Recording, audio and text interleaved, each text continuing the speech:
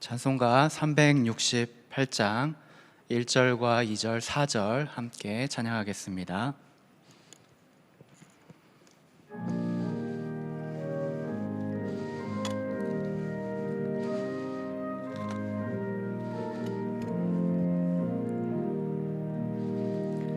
주 예수여 은혜를 내려사 곧 충만케 하옵소서.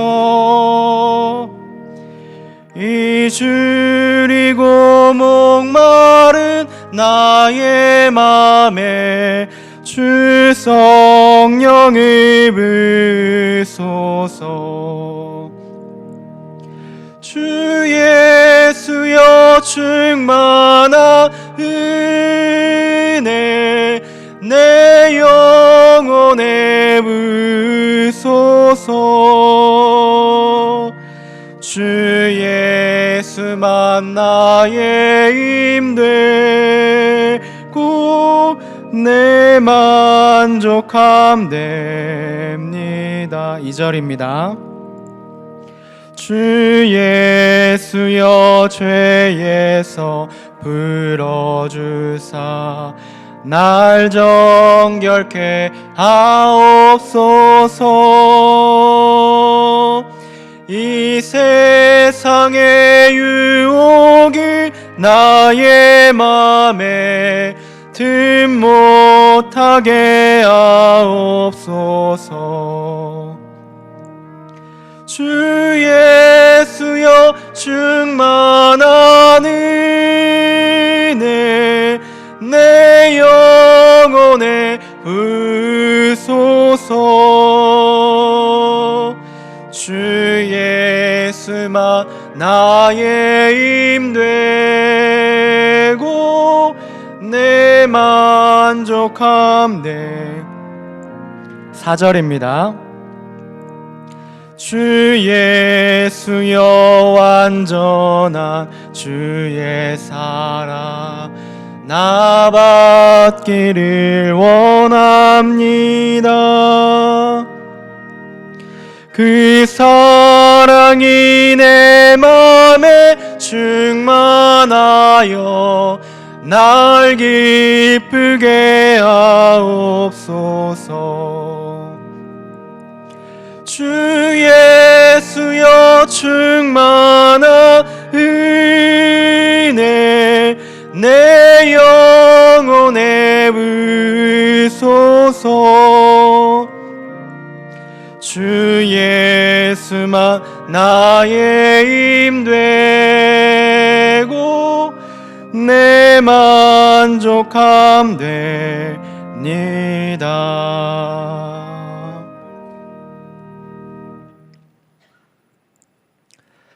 사랑이 많으시고 은혜가 충만하신 하나님 아버지 감사합니다. 오늘도 주님의 은혜 가운데 저희들 귀한 자리 불러주시고 또 하나님을 예배할 수 있도록 도와주심을 감사합니다.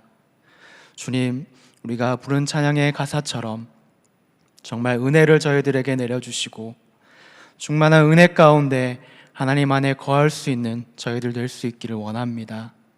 예배를 통하여서 또 말씀을 통하여서 하나님께서 원하시는 그 뜻대로 저희들 살아갈 수 있도록 도와주시옵시고 이 어렵고 힘든 세상 가운데 주님이 위로가 되시고 또 은혜가 되시는 귀한 저희들 될 수 있도록 주님 역사해 주시옵소서. 우리 성도님들 한 분 한 분 주님께서 지켜주시옵시고 여러 어려운 중에 있는 우리 성도님들 주님의 은혜와 또 사랑으로 함께 하여 주시옵소서. 이 시간 말씀을 나눌 때 주님께서 은혜를 더하여 주시옵시고 내려주시는 그 말씀을 통하여서 저희들 은혜 받는 귀한 시간이 될 수 있도록 도와주시옵소서. 감사를 드리오며 예수님의 이름으로 기도드립니다. 아멘.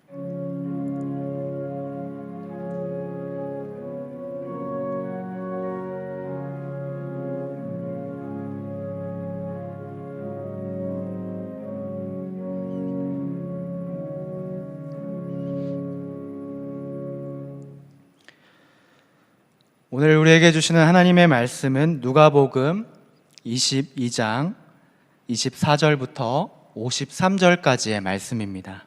누가복음 22장 24절부터 53절까지의 말씀입니다. 우리 함께 읽기는 39절부터 44절까지 제가 봉독하도록 하겠습니다. 예수께서 나가사 습관을 따라 감난산에 가시매 제자들도 따라갔더니 그곳에 이르러 그들에게 이르시되 유혹에 빠지지 않게 기도하라 하시고 그들을 떠나 돌 던질 만큼 가서 무릎을 꿇고 기도하여 이르시되 아버지여, 만일 아버지의 뜻이거든 이 잔을 내게서 옮기시옵소서. 그러나 내 원대로 마시옵고 아버지의 원대로 되기를 원하나이다 하시니 천사가 하늘로부터 예수께 나타나 힘을 더하더라. 예수께서 힘쓰고 애써 더욱 간절히 기도하시니 땀이 땅에 떨어지는 빗방울같이 되더라. 아멘. 할렐루야. 네, 오늘도 이렇게 추운 날씨 가운데서도 함께 예배를 드리는 우리 성도님들에게 하나님의 은혜와 사랑이 함께 하시길 원합니다. 우리 옆에 사람을 보시면서 사랑하고 축복합니다 함께 인사하시면 좋겠습니다. 네, 우리는 지난 시간에 누가복음 22장 앞절의 내용을 통하여서 함께 말씀을 살펴보았습니다. 1절부터 23절까지의 내용은 어떤 내용이었습니까? 22장을 보게 되면 우리가 이제 마지막을 준비하고 계시는 이제 예수님의 사역들을 중점적으로 이제 다루고 있는 장면들을 우리가 보게 됩니다. 그래서 지난주 앞의 내용에서는 이제 6월절이 가까이 오고 있는 이때에 제자들과 함께 이 6월절을 준비하시고 또 기념하시는 예수님과 제자들의 모습이 이렇게 그려진 모습을 우리가 보았습니다. 6월절은 어떤 날인가요? 하나님께서 이스라엘을 애굽의 속박에서 구원해 주신 감격스러운 그러한 사건을 다시금 이스라엘 백성들이 기억하고 또 기념하기 위해서 모든 백성들, 이스라엘 백성들이 이 절기를 지키는 중요한 날이었는데, 이때가 되면 이제 가족들과 또 여러 이스라엘 나라 사람들이 함께 모여서 하나님의 은혜를 기억하고 나누는 이런 축제의 절기 중에 하나였던 것이죠.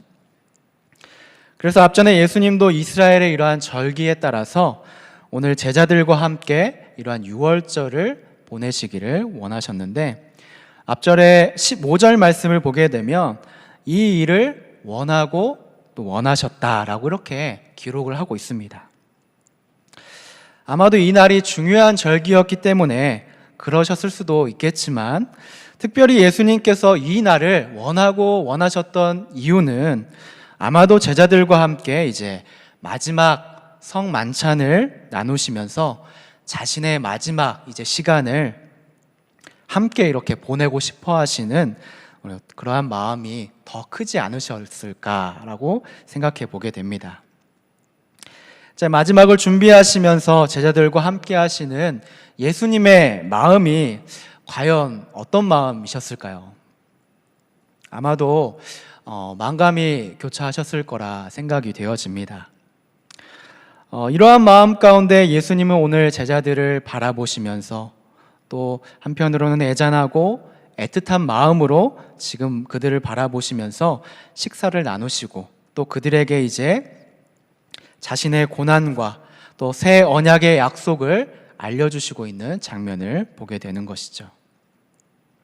그리고 또 예수님께서는 제자들에게 자신이 가장 가까웠던 제자들 중에서 자신을 팔 사람이 있다는 충격적인 말도 앞전에 예수님께서 이야기를 해주셨습니다. 오늘 이런 상황 속에서 오늘 본문 24절이 이제 시작이 되고 있습니다. 24절 말씀을 보게 되면 6월절 만찬의 상황이 계속해서 이제 진행이 되고 있는 그런 상황 가운데 오늘 제자들의 이러한 반응은 지금 어떻게 지금 나타나고 있습니까? 24절 말씀을 보게 되면 또 그들 사이에 그중 누가 크냐 하는 다툼이 난지라 라고 이렇게 기록하고 있습니다. 이제 애틋한 마음과 또 진중한 마음으로 자신의 마지막을 준비하시는 예수님의 모습과는 지금 아주 사뭇 다르게 제자들은 지금 어떤 모습을 하고 있다는 것이죠. 서로 지금 누가 가장 큰 자인가에 대해서 관심을 두면서 지금 논쟁을 벌이고 있다는 것이죠. 그래서 한마디로 이 마지막을 준비하시는 예수님의 모습과는 달리 이렇게 마지막에 대해서 준비하고 있지 못하는 제자들이 대조되어서 지금 나타나고 있습니다. 그런데 예수님께서 제자들에게 이렇게 마지막에 대해서 이야기하신 것이 한 번뿐이었을까요? 아니죠. 이렇게 얘기하신 것이 한두 번은 아니었습니다. 몇 번이나 제자들에게 내가 마지막 고난을 받고 십자가에 달려 돌아가게 될 거야 라고 이렇게 이야기하고 또 계속 이야기하면서 경고하시고 또 제자들에게 권면을 그동안 하셨던 거죠. 그리고 오늘 마지막 만찬에서까지도 계속해서 지금 제자들에게 이러한 이야기들을 권면해주고 계시는데 지금 제자들은 어떤 상황인가요? 도무지 이 예수님의 뜻을 알지 못하는 답답한 그러한 모습을 지금 보이고 있습니다. 제자들은 항상 예수님 곁에서 이렇게 동고동락하면서 함께한 자들일 텐데 지금 제자들은 예수님께서 하시는 이러한 말을 요즘 말로 하자면 지금 일도 이해하지 못하는 그러한 상황을 겪고 있는 것이죠. 그런데도 불구하고 주님은 이렇게 계속해서 제자들이 알아들을 때까지 이야기하고 또 이야기하는 그러한 모습을 지금 보여주고 있습니다. 이러한 답답한 상황에 놓여있는 제자들을 보시고 25절 말씀에 예수님께서 지금 뭐라고 이야기를 하고 계십니까? 이르시되 이방인의 임금들은 그들을 주관하며 그 집권자들은 은인이라 칭함을 받으나 너희는 그렇지 않을지니 너희 중에 큰 자는 젊은 자와 같고 다스리는 자는 섬기는 자와 같을지니라 라고 말합니다. 여기에서 말하고 있는 이방인의 임금과 또 집권자들은 뭐고 또 은인은 지금 무슨 말을 하고 있는 걸까요? 이것은 지금 유대 문화적 배경 속에서 당시의 팔레스타인 문화 안에서 이것을 좀 더 이해해야 하는데 당시의 임금과 또 집권자들이 왜 이렇게 은인이라고 칭함을 받았을까요? 아마도 당시에 이런 시대적인 배경 속에서 주로 이렇게 권세에 있는 자들은 빈번하게 선행을 베푸는 그런 일들을 이렇게 행했다고 합니다. 우리가 보통 선행을 행한다라고 하면 어떤 생각이 많이 떠오르시나요?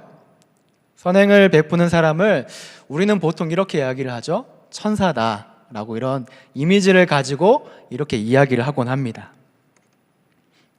그만큼 이렇게 좋은 이미지를 선행을 하는 사람들이 가졌다라고 생각을 하게 되는 것이죠. 그런데 이 당시에 이러한 선행과 또 도움을 베푸는 권세자들은 그런 천사의 이미지, 또 좋은 이미지와는 조금은 다르게 비치고 있다는 것이죠. 중요한 것은 이 선행이라는 것을 통해서 이 은인이라는 칭호를 받고자 했다라고 하는 것인데 이 말이 곧 무슨 말일까요? 곧 선행이 수단이 됐다는 것을 의미하고 있습니다. 그러니까 이 선행을 베푸는 이유가 긍정적인 의미였다기보다는 매우 부정적인 의미 또는 의도적인 목적을 가지고 지금 이 권세자들과 또 이방인의 임금들이 이렇게 당시에 행하고 있었다는 것입니다.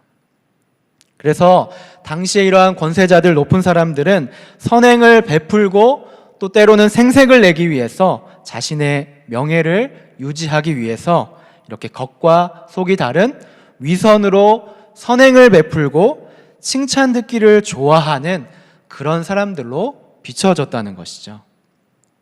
그래서 심지어 독재자들과 또 로마의 압제자들까지도 자신들은 은인이다 라고 이렇게 이야기하기도 칭하기도 했다고 이야기합니다.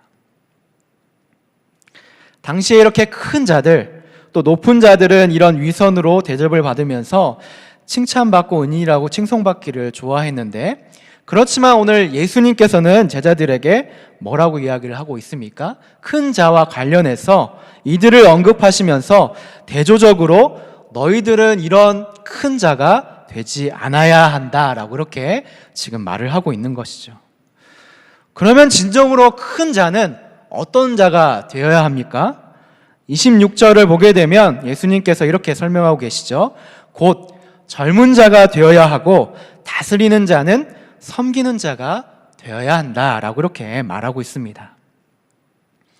유대 사회에서 젊은 자라고 하는 것은 그것을 가지고 있는 의미는 곧 많은 일을 하는 사람, 또 때로는 도움을 주는 사람, 또 어른들을 공경하고 섬기는 사람이다 라고 이렇게 표현할 수가 있겠는데, 뒤에 덧붙여서 표현한 바와 같이 곧 다스리는 자는 높아지려고 하는 것이 아니라 결국에는 큰 자라고 하는 것은, 예수님께서 말씀하시는 큰 자는 곧 섬기는 자가 되어야 된다라고 지금 이렇게 설명해 주고 있는 것이죠. 예수님은 지금 하나님 나라의 사명을 이어갈 이러한 제자들이 세상의 이해와 또 그러한 관습 속에서 높아지고 칭찬을 받고 은인이라고 칭함을 받는 그런 자들이 지금 되기보다는 오히려 섬기는 자가 되어야 하는 이러한 하나님 나라의 중요한 진리와 질서에 대해서 지금 깨닫게 하고 있습니다. 우리 주님께서도 그런 일들을 몸소 보이고 행하셨던 것을 우리가 말씀을 통해서 보게 됩니다. 주님께서 직접 제자들의 발을 씻겨주시고, 또 아픈 이들을 직접 돌보아 주시고, 또 많은 인생들에게 하나님 나라의 진리를 삶으로 보여주셨음을 우리는 성경에서 보게 됩니다. 주님은 바로 너희가 그런 섬기는 삶을 살아야 된다라고 이렇게 지금 설명을 하고 있는 것이죠.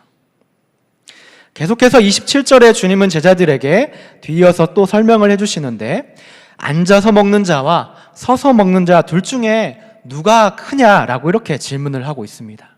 누가 큰가요? 보통 우리가 식탁의 교제 안에서 앉아서 먹는 사람이 보통은 큰 사람으로, 좀 대접을 받는 사람으로 이렇게 생각을 한다는 거죠. 그래서 세상적인 관점에서는 분명 식탁에 앉아있는 자가 조금 더 대접을 받고 큰 자라고, 이렇게 높아지는 자라고 생각이 되어지지만, 역으로 이렇게 진정으로 높아지는 자는 그것을 섬기는 자다라고 이렇게 이야기하시면서, 다시 한번 예수님께서는 이 세상의 가치를 깨고 하나님 나라의 방식대로 살아갈 것을 제자들에게 지금 권면을 해주고 있습니다. 사랑하는 우리 성도 여러분, 우리가 본문에 이렇게 말씀을 보게 될 때 우리는 과연 어떤가요?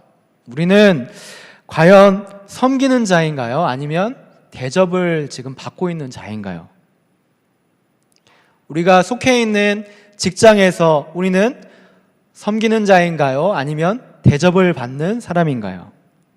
또 가정에서 우리는 과연 어떤 모습으로 우리가 행동을 하고 있습니까? 우리 인간의 본성을 살펴보게 되면 자꾸만 우리가 높아지려고 하고, 또 때로는 섬김을 받으려고 하고, 또 칭찬을 받기에 익숙한 그런 문화와 이해를 우리 세상 속에서는 가지고 있죠.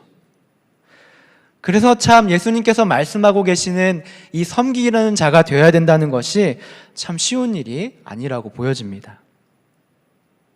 그러나 역설적으로 하나님 나라에서는 섬기는 자가 큰 자다라고 이렇게 지금 설명을 하고 있습니다. 한때 저는 그 낮은 자리에서 이렇게 봉사하시거나 섬기는 분들을 볼 때면 이런 생각을 했던 적이 있습니다.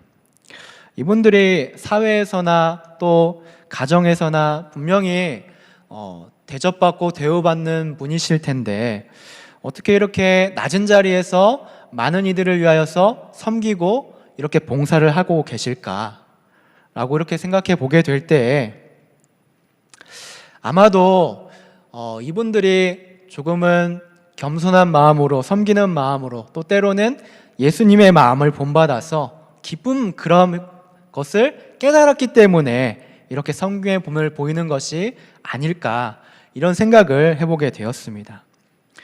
우리도 동일하게 가정이나 혹은 사회에서도 우리 예수님께서 오늘 말씀하시듯이 분명 높은 것을 사모하고 또 높은 것을 바라고 칭찬받기를 원하지만, 그러나 우리는 이 세상의 이치를 따르는 것이 아니라 조금 더 낮아지려고 노력을 하고 조금 더 섬김의 자리에 가려고 노력을 할 수 있는 그러한 성도의 모습이 우리가 되어야 되지 않을까, 이렇게 생각해 보게 되는 것이죠. 우리 성도님들은 그러한 섬기는 자들이 되어야 될 줄로 믿습니다. 우리 또 28절에서 30절까지의 말씀을 보게 되면 주님은 제자들에게 너희는 여러 모든 시험 중에 항상 나와 함께한 자들인즉 하나님의 나라를 너희에게 맡겨 그 나라에서 함께 먹고 마시며 다스리게 하려 한다 라고 이렇게 말을 하고 있습니다. 여기에서 가장 좀 중심이 되는 단어를 살펴보면 아마도 함께라는 단어가 조금 중심되는 단어이지 않을까 생각이 되어집니다. 제자들은 지금 어떤 사람들입니까? 예수님께서 지금까지 사역하시면서 좋은 일과 힘든 일, 또 고난, 여러 가지 희노애락을 함께 했다라고 지금 예수님께서 말을 하고 있는 것이죠. 그래서 너희에게 이러한 일들을 맡긴다라고 말을 합니다. 예수님은 이스라엘의 이러한 거부와 또 반대에 직면할 때도 계속해서 예수님 곁에 함께 했던 제자들을 잊지 않으셨습니다. 그리고 부족해도 지나온 시간 속에서 제자들은 그동안 예수님께 이렇게 신실한 모습을 보였다는 것을 보여주었습니다. 이렇게 함께한 그들에게 오늘 주님은 더 큰 책임과 사명을 지금 맡기고 있는 것이죠. 비록 어렵고 힘든 이 일들이 계속 너희에게 뒤따르게 되겠지만 그 고난에 함께 너희가 동참하게 되면 너희가 주의 나라에서, 하나님의 나라에서 함께 너희들은 먹고 마시면서 다스리는 영광과 상이 뒤따르게 될 거야 라고 이렇게 지금 말을 하고 계시는 것이죠. 이렇게 마지막을 떠나시기 전에 제자들에게 예수님은 하나님 나라의 일을 위임하시고 부탁하는 장면을 하고 있습니다. 그런데 우리가 한 가지 생각해 볼 게 있습니다. 지금 예수님은 제자들이 이런 일들을 맡길만 해서 지금 이렇게 지금 사명을 맡기고 계시는 걸까요? 아니죠. 앞전에 우리가 상황을 살펴보게 되면 제자들의 상황이 지금 서로 네가 잘났냐, 내가 잘났냐, 누가 크냐 막 이런 것들로 지금 서로 관심이 거기에만 몰려있는 그런 제자들의 모습인데도 불구하고 예수님께서는 지금 이러한 귀한 사명을 지금 맡기시고 있는 장면인 것이죠. 이런 모습을 보인 제자들에게 지금 예수님이 뭘 믿고 이렇게 중대한 하나님 나라의 사명을 지금 맡기고 있는 걸까요? 바로 주님이 우리와 함께 하시기 때문에 이러한 일들이 가능하다는 것입니다. 사랑하는 성도 여러분, 우리도 그렇습니다. 우리가 어떤 잘나서, 때로는 잘해서, 때로는 받을만해서 성도가 된 것은 아니죠. 또 우리에게 그러한 직분이 허락된 것도 아닙니다. 바로 주님이 우리와 함께 하시고 또 우리에게 그러한 직분을 허락해 주셨기 때문에 그것이 가능하다는 것을 우리에게 보여주고 있는 것이죠. 내가 잘나서가 아니라 주님이 함께 하셨기 때문에 그러한 일들을 맡기시고 또 우리에게 그 사명을 부여하셨다는 것을 우리는 이것을 꼭 잊지 말아야 하겠습니다. 또 이어서 31절부터 34절까지 말씀을 보게 되면 이제 베드로가 주님을 부인할 것에 대해서 예수님께서 말씀하고 있습니다. 31절을 보게 되면 사탄이 너희를 밀가 부르듯 하려고 요구하였다라고 이야기를 하고 있습니다. 밀을 까 부른다라고 하는 것은 무엇을 말하는 겁니까? 이렇게 어떤 퀴즈를 통해서 알곡과 쭉정이를 가려내는 것인데 사단이 이러한 베드로의 믿음을 계속해서 지금 밀을 까 부르듯이 시험에서 그를 넘어지게 한다는 말을 지금 예고하고 있는 장면입니다. 그런데 이러한 장면들을 보게 될 때 누가는 베드로뿐만 아니라 너희를 밀가부릇 한다라고 이렇게 표현을 하고 있습니다. 그러니까 베드로뿐만 아니라 모든 제자들이 함께 이러한 고난, 시험에 빠지게 될 것을 지금 예고하고 있는 것이죠. 그런데 주님은 이러한 이들의 믿음이 떨어지지 않도록 너희를 위해서 내가 기도하겠다라고 이렇게 지금 말을 하시면서 너가 돌이킨 후에는 내 형제를 굳게 하라라고 이렇게 지금 권면의 말을 하고 계십니다. 주님도 비록 베드로가 실수를 하고 또 죄를 저지를 것을 분명히 이미 알고 계셨을 것입니다. 그러나 비록 그런 실수를 저질렀다 하더라도 다시 우리가 주님 앞으로 나아가고 또 신뢰로 회복하는 사람들에게 하나님은 은혜를 베푸신다라고 하는 것을 지금 여기에서 보여주고 있는 것이죠. 사실 베드로는 열정적인 제자 중에 한 사람이었음을 우리가 알고 있습니다. 그럼에도 베드로가 이렇게 사단의 유혹에 빠졌다는 것은 무엇을 의미합니까? 우리도 베드로처럼 누구나 이렇게 사단의 유혹에 빠질 수 있음을, 넘어질 수 있음을 상징적으로 지금 보여주고 있는 것이죠.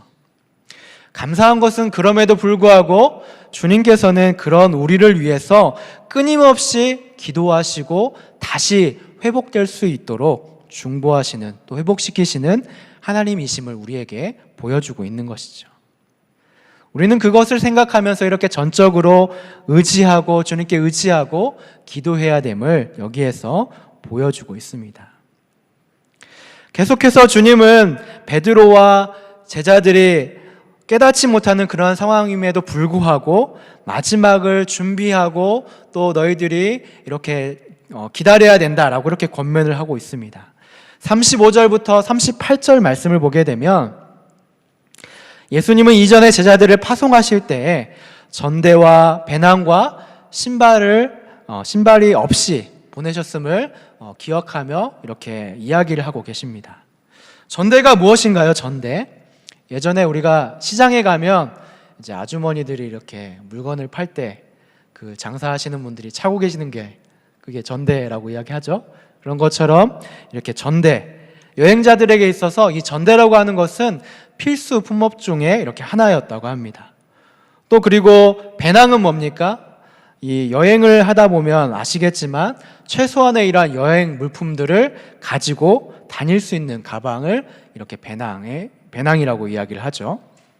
그리고 또 신발은 이 팔레스타인 지방이 거칠고 힘든 곳이기 때문에 아마도 이 여벌의 신발을 가지고 다니는 것이 여행자에게는 꼭 필요한 물품 중에 하나였다는 것입니다.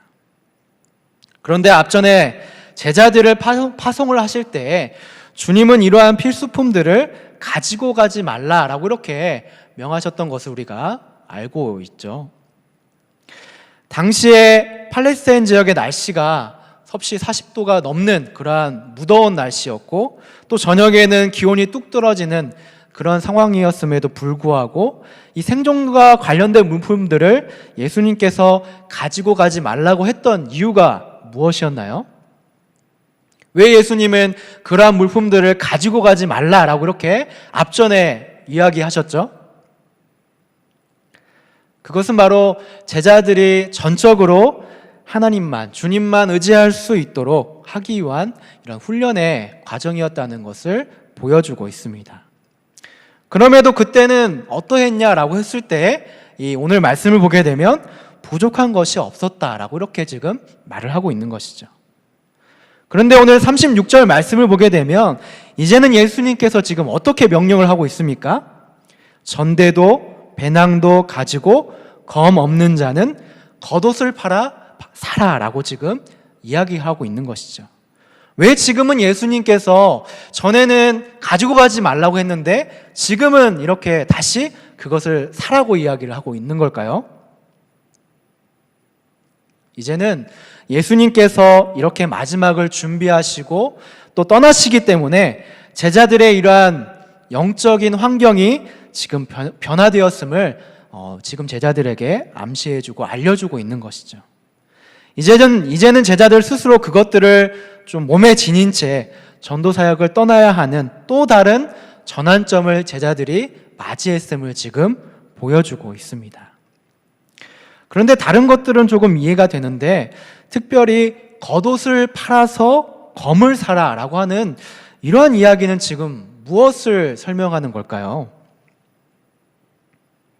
자신을 지킬 이러한 호신용 검을 너희들이 사라 라고 하는 걸까요?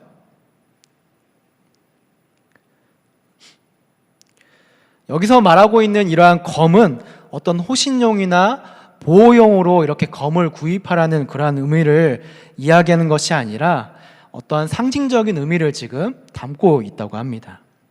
이렇게 영적으로 급변하는 이러한 모든 상황에 대비하여서 자신을 돌보는 일을 지금 너희들이 준비해야 된다라고 하는 것을 예수님께서 말을 하고 있는 것이죠.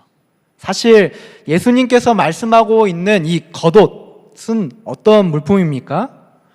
이스라엘 백성들에게 이 겉옷이라는 것은 상당히 중요한 것 중에 하나였다는 것을 우리가 알 수가 있습니다.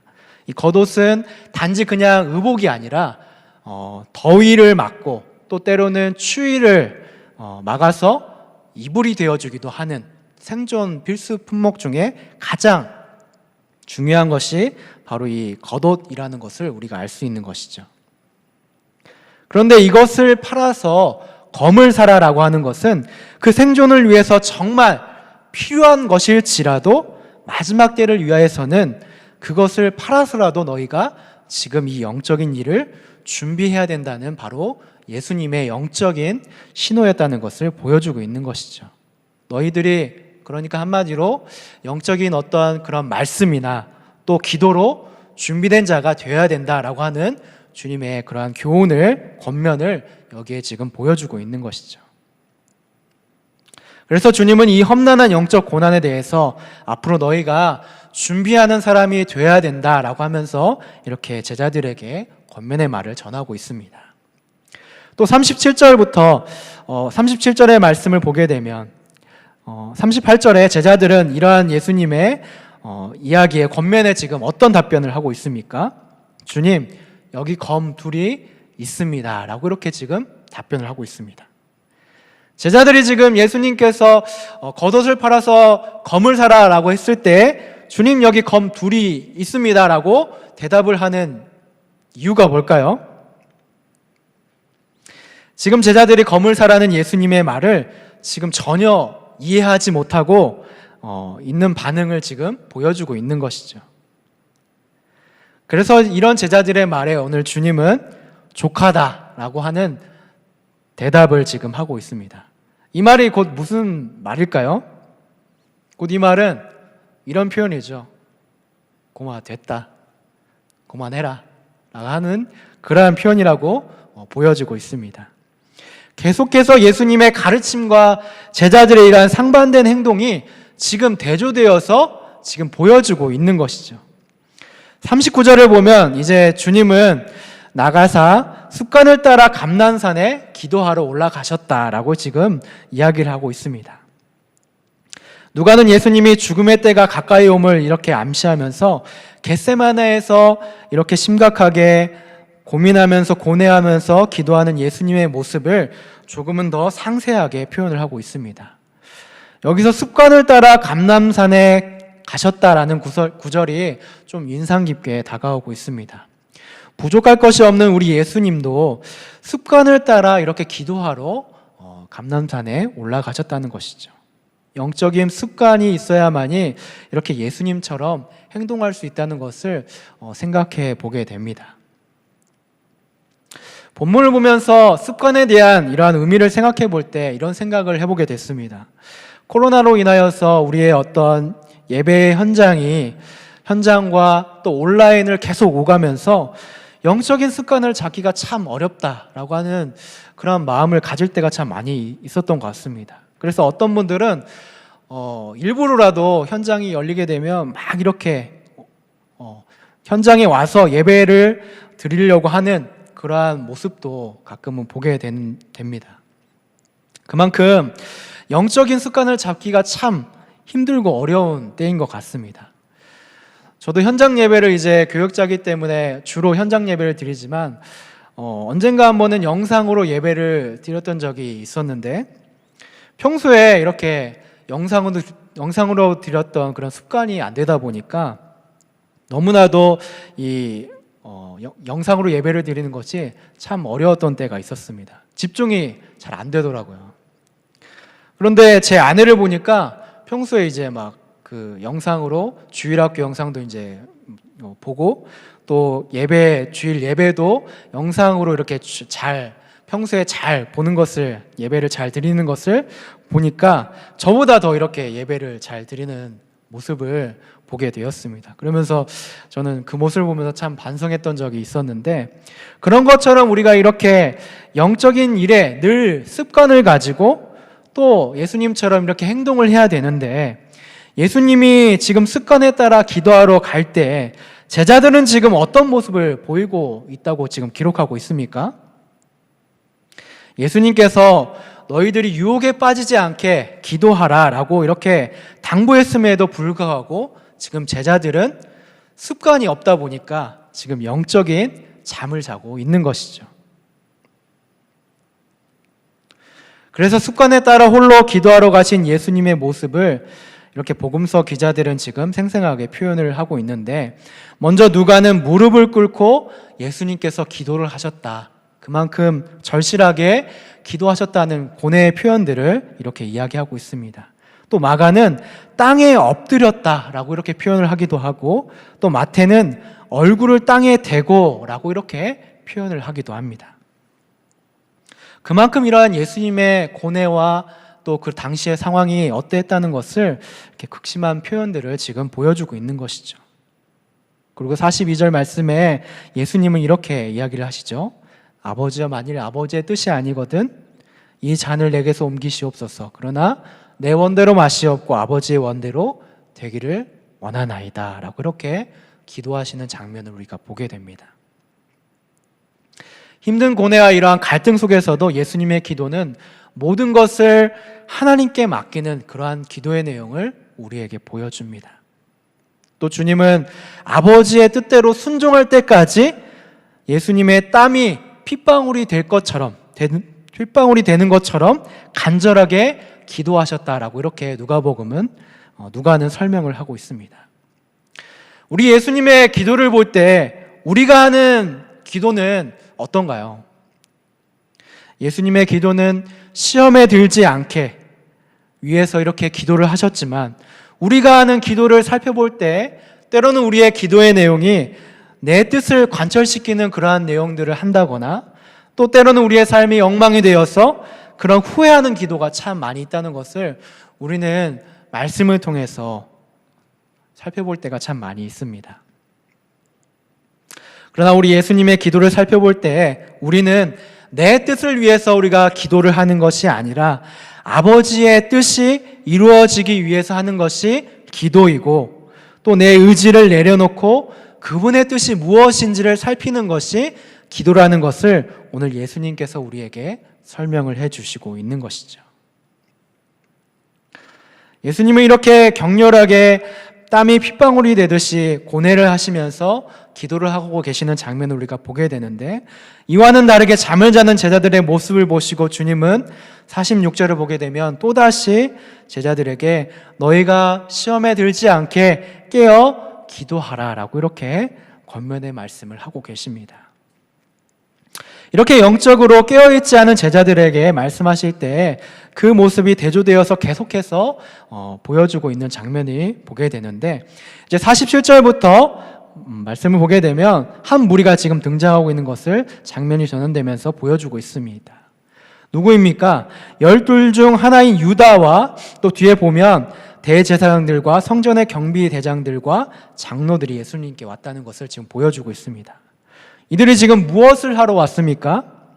예수님을 잡아가기 위해서 검과 몽치를 가지고 왔다라고 이렇게 기록하고 있습니다.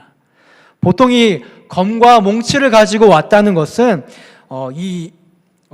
당시에 강도를 잡을 때 사용했던 것이 이 검과 몽치였던 것인데, 그렇다고 한다면 지금 예수님을 이들이 이렇게 검과 몽치로 잡으러 왔다는 것은 예수님을 그런 사람쯤으로 여기고 지금 잡으러 왔다는 것을 표현해 주고 있는 것이죠.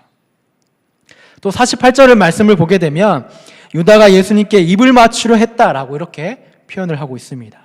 이 입맞춤이라고 하는 것은 당시 아주 친한 사람들에게 하는, 이렇게 우리가 친한 사람들은 이렇게 서로 안기도 하죠. 그런 것처럼, 허그를 하는 것처럼 그런 친근한 표현이 이렇게 입맞춤이었는데, 이 지금 유다가 그러한 행위로 예수님을 팔려고 하는 그러한 모습을 지금 우리에게 보여주고 있습니다. 그래서 예수님은 그런 행동으로 자신을 팔려고 하는 유다에게 네가 입맞춤으로 인자를 그렇게 팔으려고 하느냐라고 이렇게 지금 말을 하고 있는 것이죠. 얼마나 주님의 마음이 아프시고 또 힘드셨는지를 지금 우리에게 보여주고 있습니다.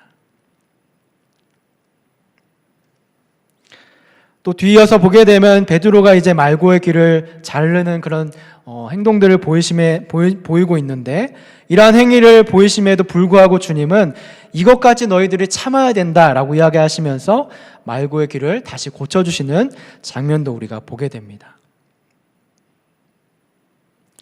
주님은 이렇게 우리에게 자신을 치러온 상황 속에서도 자비를 베푸시는 그러한 모습을 보여주시면서 인간은 참으로 이기심과 죄악으로 악한 일을 행하고 서로 높아지려고 하고 서로 세상 속에서 세상의 이치를 따라 살아가려고 하는 그러한 모습들을 보였지만, 또 심지어 제자들까지도 그러한 모습을 보였지만, 주님은 오히려 하나님 나라의 법칙과 진리를 보여주시면서 악을 선으로 갚는 사랑과 은혜를 보여주시는 그러한 모습에 대해서 예수님께서 우리에게 권면해 주시고 그러한 사실을 우리에게 강조하시는 부분들을 계속해서 이야기하고 있습니다.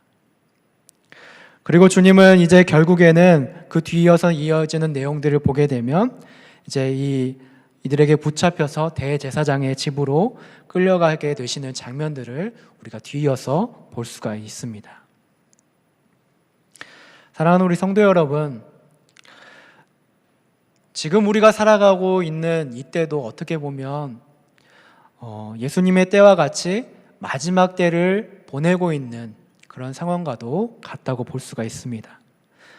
때로는 복음이 가려지고 또 세상의 방법과 이념들이 또 우리를 유혹하고 또 교회 안에까지 그러한 것들이 침투하고 있는 그런 상황이라는 것이죠. 과연 이런 때 우리는 어떻게 행동을 해야 되는가? 검과 몽치를 들고 온 이들처럼 똑같이 우리가 세상의 방법으로 그렇게 생각하고 행동하는 것이 아니라 예수님처럼 이 어둠의 시간을 이겨낼 힘을 달라고 고뇌하고 기도하면서 악을 선으로 이기는 믿음 있는 그런 성도가 되어야 된다는 것을 예수님께서 우리에게 오늘 설명해 주고 있는 것이죠. 혹시 우리는 제자들처럼 지금도 누가 크냐, 또 때로는 칭찬을 받으려고 하는 그러한 마음으로, 그러한 기준으로 살아가고 있지는 않는지 우리가 살펴봤으면 좋겠습니다. 또 때로는 우리가 이 제자들처럼 지금 영적인 잠을 자고 있지는 않는지 우리가 오늘 말씀을 들으면서 생각해 볼 수 있는 시간이 되었으면 좋겠습니다. 힘든 고통과 시간 속에서도 습관을 따라서 감람산에 홀로 올라가셨던 우리 예수님의 모습을 우리가 보았듯이 우리도 하나님의 뜻이 무엇인지를 기억하고 내 뜻이 아니라 아버지의 원대로 하나님의 뜻대로 살아갈 수 있는 우리 내일의 성도들이 되었으면 좋겠습니다. 정말 우리가 힘들고 어려운 시기를 계속해서 지금 보내고 있습니다. 이 어려운 시기를 다른 무엇보다도 우리가 말씀으로 또 영적인 검을 준비해서 믿음으로 극복해 나가고 더욱더 영적인 일에 우리의 마음을 쏟아낼 수 있는, 마음을 쏟는 귀한 우리의 삶, 또 한 주의 삶, 또 우리 내일의 성도님들이 되시기를 주님의 이름으로 축복하고 기도합니다. 이 말씀을 생각하면서 우리 찬송가 412장 함께 부르시고 준비하신 헌금하도록 하겠습니다.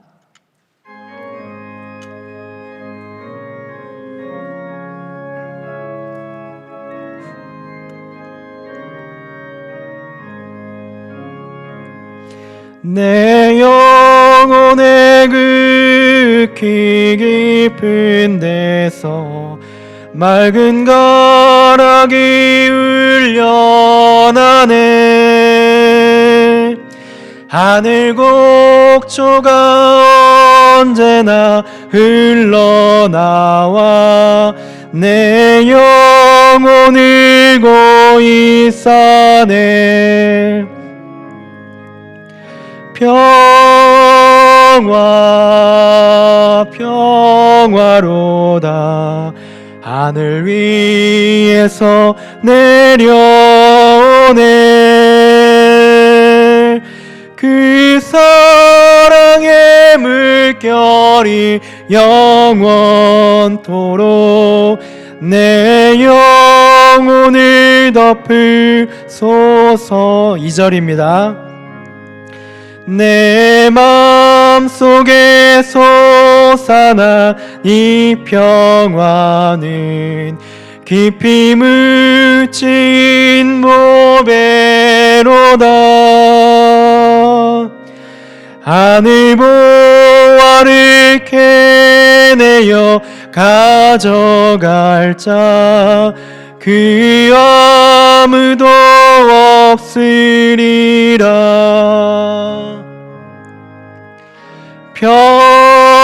평화 평화로다. 하늘 위에서 내려오네. 그 사랑의 물결이 영원토록 내 영혼을 덮으소서. 4절입니다.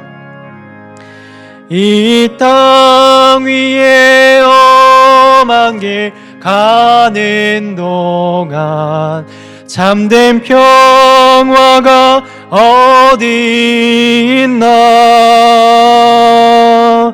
우리 모두 다 예수를 친구 삼아 참 평화를 누리겠네. 평화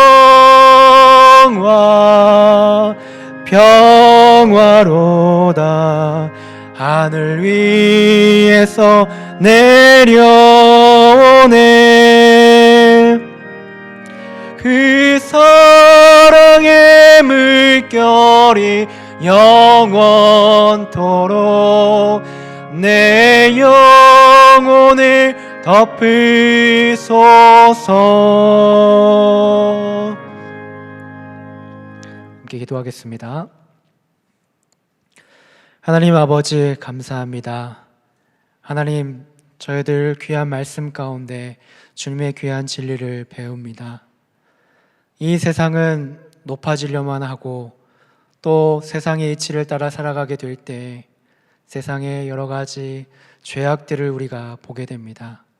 주님, 저희들이 그러한 세상의 이치를 따라가는 것이 아니라 오직 주님께서 말씀하시는 섬기는 자가 되고 또 주님께서 말씀하시는 그 뜻을 따라서 항상 깨어 기도할 수 있는 저희들의 모습들이 될 수 있도록 주님 역사해 주시옵소서. 어려운 시기를 보내고 있습니다. 또 마지막 때를 주님 저희들이 보내고 있습니다. 이 시기를 주님 영적으로 깨어서 준비하고 기다릴 수 있는 신부된 저희들의 모습들이 될 수 있도록 주님 역사해 주시옵소서. 주님 또한 귀한 물질의 헌금 주님 앞에 드립니다. 주님께서 기쁘게 받아주시옵시고 하나님의 귀한 은혜와 은총이 우리 모든 내일의 성도들에게 함께 할 수 있도록 주님 역사해 주시옵소서. 감사를 드리오며 예수님의 이름으로 기도드립니다. 아멘. 지금은 우리 주 예수 그리스도의 은혜와 하나님 아버지의 무한하신 사랑하심과 성령님의 교통, 인도, 위로 충만케 하시는 역사가 마지막 때를 준비하며 살아갈 수 있는 우리 내일의 모든 성도들에게 이제로부터 영원히 함께 있을지어다. 아멘.